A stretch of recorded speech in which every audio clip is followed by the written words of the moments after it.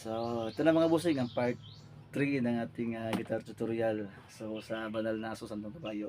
So, ito yung pinakaunang solo pagkatapos dun sa chorus bago ka pumasok dun sa second verse sa kanta. Okay?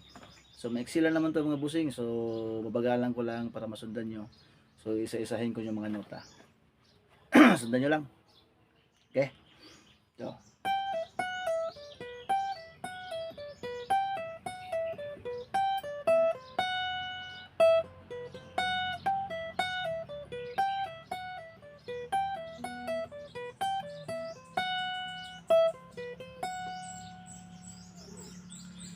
So yun, dalawang ikot lahat yun. Okay? So isa-isahin ko na yung mga nota para makuha nyo. So paano ba yun?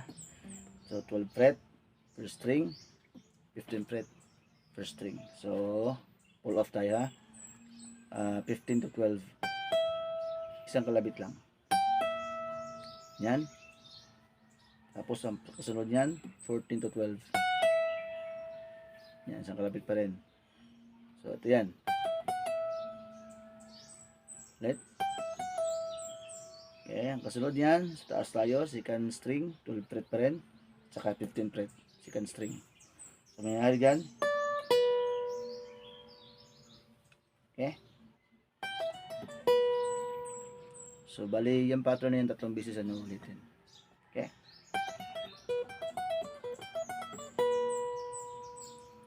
So, bali ang kasunod yan, pang-apat. So, ganito na tayo, bar natin itong daliri natin, 1 at saka 2.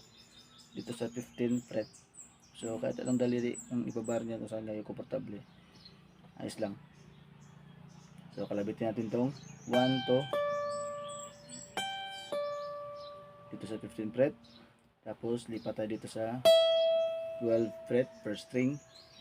Tapos, angat tayo dito sa second string, 13 fret. Tapos, balik tayo dito sa first string, 14 fret. Okay? So, ito na. Yan ang pang-apat. Okay?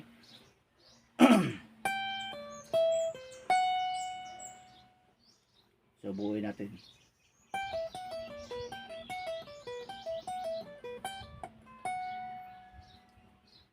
So, yan. Ito yung panghuli.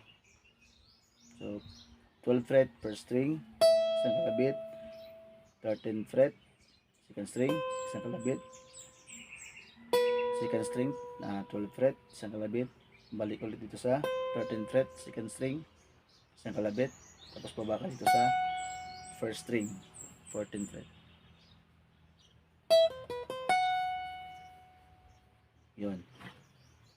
So, bali dalawang ikot yun pag nakompleto mo na yun. Okay? So, babagalan ko lang ha. Sundan nyo, bali dalawang ikot na to.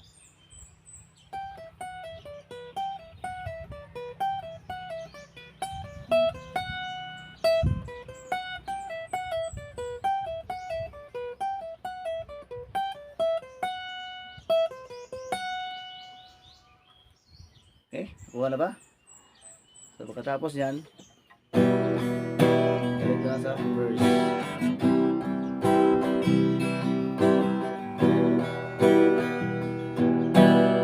Okay, so abangan nyo yung part 4 ng ating guitar tutorial. Yan na po yung pinakamahabang adlib nila sa kanta. Tuturo ko bukas. Tapos isa-isahin ko yung bukas para may guide kayo. Okay, so huwag kalimutan mag-follow, subscribe sa aking Facebook page saka sa aking YouTube channel. Right, so thanks for watching.